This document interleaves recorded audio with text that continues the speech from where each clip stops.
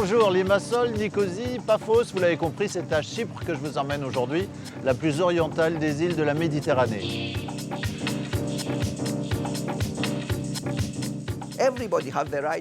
Tout le monde a le droit de profiter de notre beau soleil, de notre climat délicieux et de nos plages si agréables. Et nous investissons beaucoup, justement, pour les rendre accessibles. Nous essayons de faire le maximum.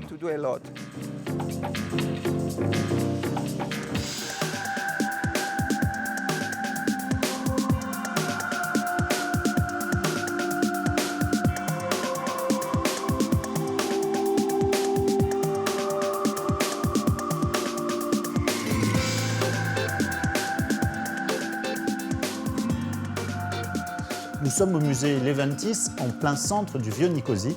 Ce musée retrace l'histoire de Chypre et on y découvre, par exemple, que les rois franques y régnaient entre le XIIe et le XVe siècle. Il faut savoir que plusieurs pays se sont déchirés pour cette île, les Ottomans, les Grecs, les Français et bien sûr les Anglais.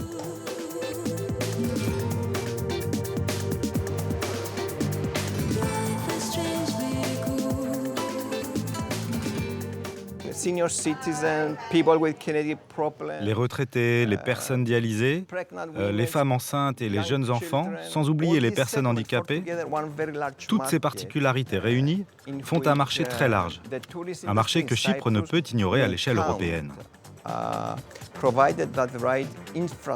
C'est pourquoi il faut adapter nos comportements et nos infrastructures. Dans ce cadre, l'Office du tourisme a édité un guide à l'attention des professionnels de l'hôtellerie, de la restauration et du tourisme en général.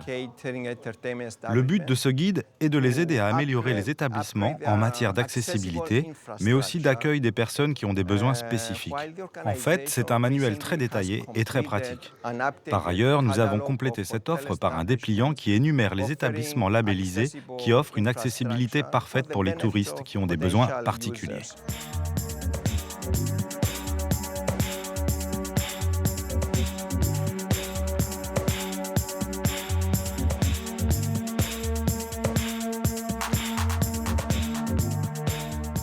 Chypre, c'est 10 000 ans d'histoire, l'île fourmille de sites archéologiques et on peut s'approcher en fauteuil roulant d'un certain nombre d'entre eux.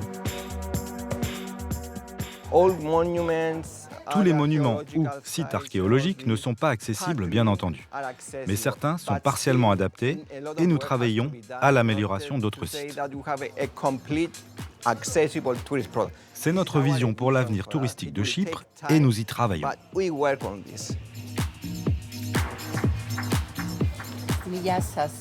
Efkaristo. Efkaristo, ça veut dire merci. Et ici, la tradition, quand il fait très chaud, c'est de boire un bon café glacé. Il n'y a rien de plus désaltérant.